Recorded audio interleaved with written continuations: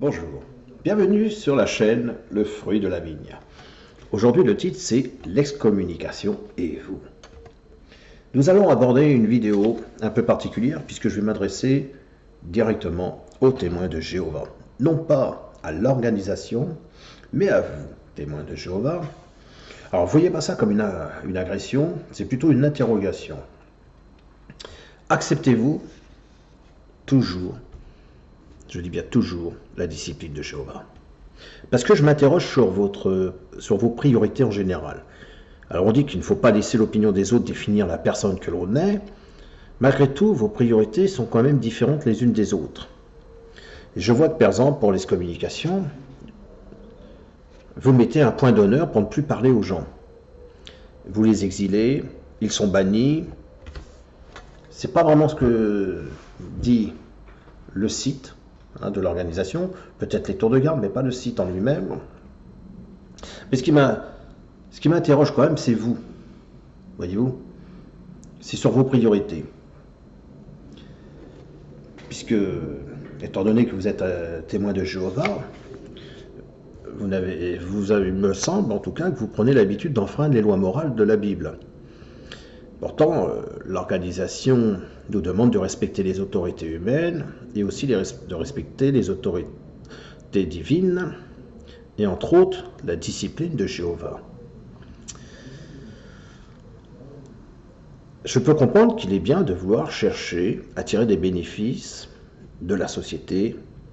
C'est parfaitement humain et c'est très très bien. Mais là, je mets une bémol. Pourquoi ? Parce que vous mettez un point d'honneur pour l'excommunication vis-à-vis des gens, et puis vous désobéissez pour le reste. Je m'explique. Parce que je ne comprends pas l'intérêt que vous avez à gagner à ne plus parler à une personne. Lorsque vous partez en prédication, puisque c'est la base d'un témoin de Jéhovah, c'est d'aller prêcher, et vous avez le statut du ministre, et vous pouvez être pionnier. Ce que je ne comprends pas, c'est que certains d'entre vous ne respectez pas les limitations de vitesse. Certains d'entre vous, lorsque vous arrivez dans le village, la commune ou autre, vous vous garez à contresens de la circulation. Voire même quand vous prêchez à pied, puisque c'est à pied qu'on prêche, vous traversez en dehors des passages protégés. Est-ce que c'est une façon de montrer qu'on est discipliné? Puisque si je reprends un texte de l'organisation, le mot discipline englobe les nations de châtiment, de corruption, etc. D'accord? Mais ça montre aussi que vous devez avoir à donner l'exemple, puisque les gens vous observent. C'est ça que je me pose la question, c'est que les gens vous observent. De plus, lorsque l'organisation vous demande, chaque année il y a une assemblée, eh bien c'est de ne pas faire réserver les places. Eh oui, parce que, tiens, dis donc, j'arriverai plus tard, tu peux me garder des places? Ouais, pas de problème. C'est pas ce qu'elle demande, l'organisation. Elle vous dit que c'est à vous de vous lever, et puis de vous lever de bonne heure pour vous rendre à l'assemblée, et puis si vous vous levez plus tard, eh ben, vous irez là où il y a des places. Et puis en plus, certains d'entre vous acceptez. Ouais, je te garde les places. C'est pas vraiment ce que nous demande l'organisation. Et il arrive que vous gardez des places. Non, les places sont prises, la personne elle arrive, oui. Et puis quand la personne elle arrive, tu viens pas t'installer? Ah ben non, j'ai vu avec une autre sœur ou un autre frère, il m'a gardé des places plus près. C'est mieux. Ah d'accord. Non, sérieux, c'est pas sérieux. Vouloir les meilleures places, c'est pas digne d'un témoin de Jéhovah, ça. Ensuite, lorsque chaque année il y a une assemblée, il est prédéfini que vous alliez dans telle ou telle assemblée. Par exemple, à l'époque c'était Chartres, aujourd'hui c'est Rouen, vous dit d'aller à Rouen, vous allez à l'assemblée de Rouen. Et pourtant, certains d'entre vous mettez un point d'honneur de ne plus parler aux gens qui ont été excommuniés, et trouvez toutes les excuses, sur l'âge ou autre, l'handicap, l'âge ou le temps, trouvez toutes les excuses pour partir à Villepinte. Pourtant, l'organisation elle est quand même précise, puisque chaque année, elle dit de ne pas le faire, et elle prévoit qu'il y a un nombre prévu et que changer ce nombre risquerait de mettre en danger les bâtiments et installations qui, eux, doivent respecter une multitude de normes de sécurité et des réglementations vis-à-vis de la sécurité des bâtiments. Est-ce que vous tenez compte de la disposition qui sont mises en place et que vous, vous désobéissez? Pourtant, la Bible est claire. On va prendre ensemble un Corinthien. Vous savez, c'est l'apôtre Paul qui s'adresse à l'église de Corinthe. Ouais, je sais très bien que vous le saviez. Vous savez même très bien le texte que je vais utiliser. C'est le chapitre 5 et le verset 9 à 13. Dans ma lettre, je vous écris, donc dit Paul, de cesser de fréquenter les fornicateurs. C'est pareil aussi pour les excommuniés, de cesser de les fréquenter. Je ne voulais pas dire par là d'une façon absolue. Ah, d'accord. Pas de façon absolue. Les fornicateurs de ce monde où les gens avides, des estorqueurs, des olâtres, autrement il vous faudrait vraiment sortir du monde. Ah oui.